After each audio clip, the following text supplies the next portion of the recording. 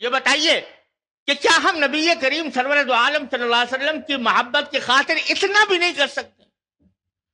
کہ جو چیزیں ہمارے ملک میں دستیاب ہیں، ملک میں بن رہی ہے،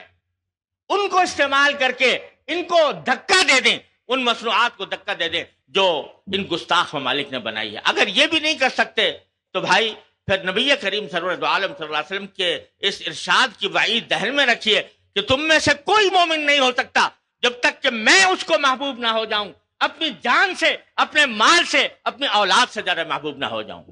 اگر ہم یہ نہیں کر سکتے تو محض نعرے لگا لینے سے جناب محمد رسول اللہ صلی اللہ علیہ وسلم کی محبت کا حق ادا نہیں ہو سکتا۔ ہر مسلمان یہ طے کر کے اٹھے اور پھر اس تحریک کو آگے بڑھایا جائے کہ ان کا معاشی بائیکاٹ کیا جائے گا۔ اس کے لیے میں گزارش کروں گا اپنے تاجر برادری کے رہنماؤں سے کہ اس کو اپنا سب سے اہم نصب العین قرار دے کر فوری طور سے ایک ایسی جماعت کی تشکیل کی جائے کہ جو ان مصنوعات کا بائیکاٹ کرے، اور پھر اس کو صرف اپنے ملک کی حد تک نہ رکھا جائے، آگے بڑھایا جائے۔ اور انشاءاللہ اللہ تبارک و تعالیٰ کی رحمت سے امید ہے کہ اگر ہم اس چیز کو لے کر آگے بڑھتے ہیں تو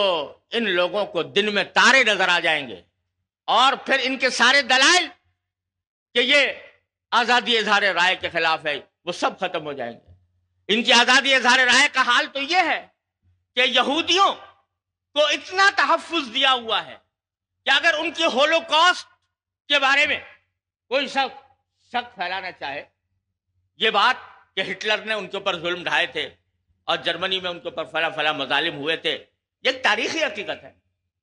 اس تاریخی حقیقت کو اگر کوئی شخص ریسرچ کے ذریعے بھی اس کی تحقیق کرنا چاہے کہ کتنی بات سچی ہے کتنی بات غلط ہے، وہ جرم ہے ان قوانین، ان کے لوگوں کے قوانین کے اندر۔ کیوں؟ اس لیے کہ یہودی تو معصوم ہے، یہودی تو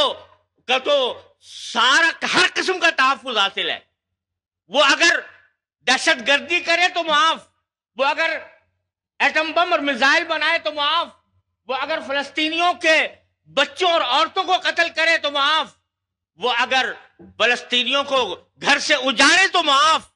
وہ اگر اپنی مظلومیت کا جھوٹا ڈھنڈورا پیٹے تو معاف۔ اس کے کوئی جرم نہیں ہے۔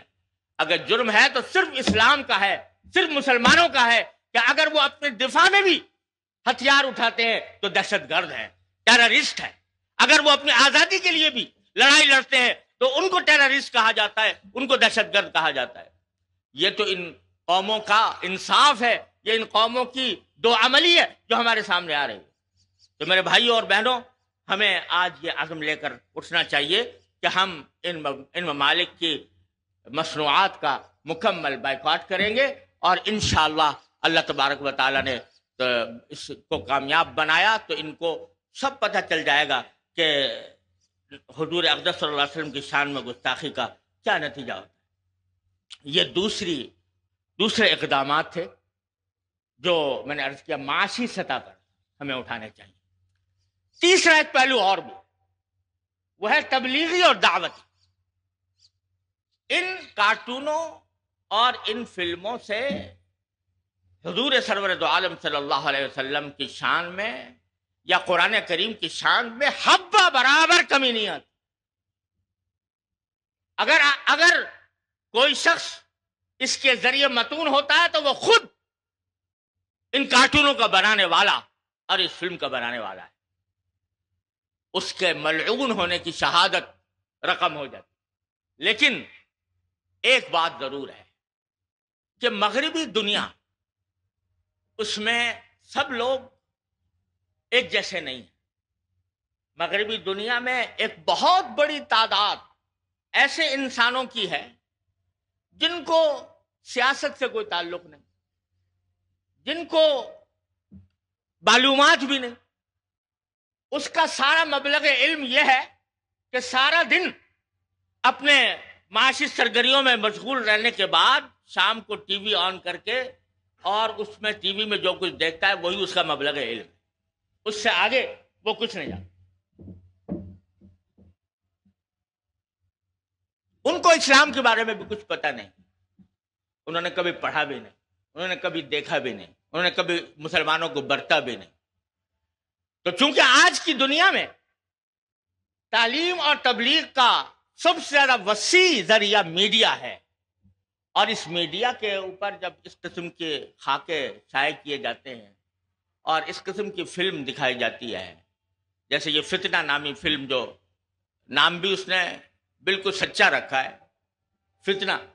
تو اس فتنہ نامی فلم کو اس میں دکھایا یہ گیا ہے کہ قرآن جو ہے بس مار دھاڑ کا کہنا کا قائل ہے، اور وہ انسان کی حرمت کو پامال کرتا ہے، والعیاذ باللہ العلی العظیم، اور عورتوں کو، بچوں کو، اور ہر قسم کے انسانوں کو وہ ختم کرنا چاہتا ہے، وغیرہ وغیرہ. تو یہ جب خیالات ایسے سیدھے سادے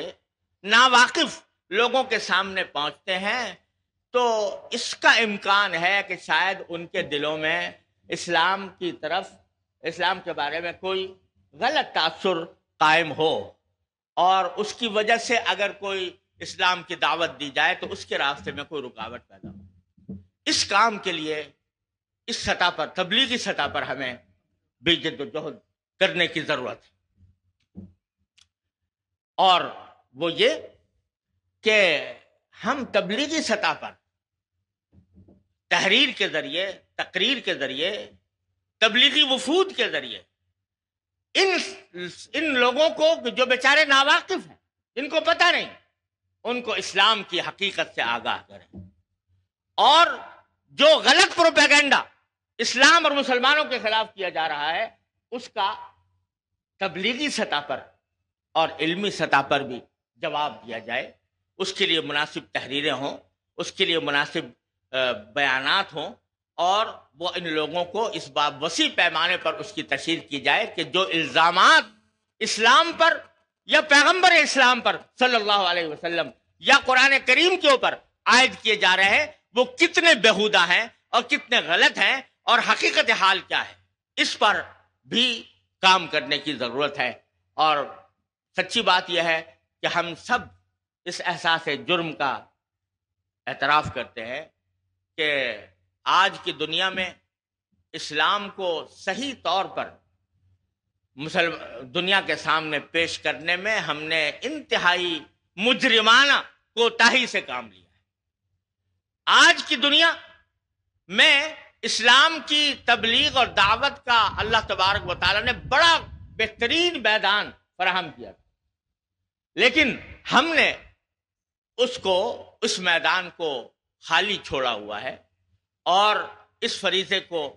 ادا کرنے میں مجرمانہ کوتاہی سے کام لیا ہے. آج کی دنیا ایسی ہے جو مادیت کے برے نتائج سے تنگ آئی ہوئی ہے، خاندانی نظام کا شیرازہ بکھر چکا ہے، مادیت کے نتیجے میں انسان روحانی سکون سے محروم ہے، اور آپ سب سے زیادہ خودکشی کرنے والوں کی تعداد ان مغربی ممالک میں ہے، جو نہیں جانتے کہ ہمیں کس بے چینی کا شکار ہے، کس اضطراب کا شکار ہے، وہ روحانی اضطراب کا شکار ہے. ایسے مواقع پر اگر ہم دین کو صحیح طریقے سے ان کے پاس پیش کرتے اور تبلیغ و دعوت کا صحیح کام کرتے تو بہت اس سے ان لوگوں کے اسلام میں داخل ہونے کی امید تھی. ہمارے کچھ کیے بغیر اللہ تبارک و تعالی کا یہ قدرت کا کرشمہ ہے کہ ایک طرف بدنام کرنے کے یہ ہتھ کنڈے ہیں، اور ایک طرف 9/11 کے بعد مسلمانوں کو دہشت گرد کہا جا رہا ہے کہ یہ عورتوں پر ظلم کرتے ہیں اور پتہ نہیں کیا کیا پروپیگنڈے کیے جا رہے ہیں. لیکن اس کے باوجود اللہ تعالیٰ نے کچھ ایسا انتظام فرمایا ہے کہ اس سارے پروپیگنڈے کے برعکس اس زمانے میں مسلمان ہونے والوں کی تعداد پہلے مسلمان ہونے والوں کی تعداد سے زیادہ ہے. اگر ہم کوئی مؤثر جد و جہد کر سکتے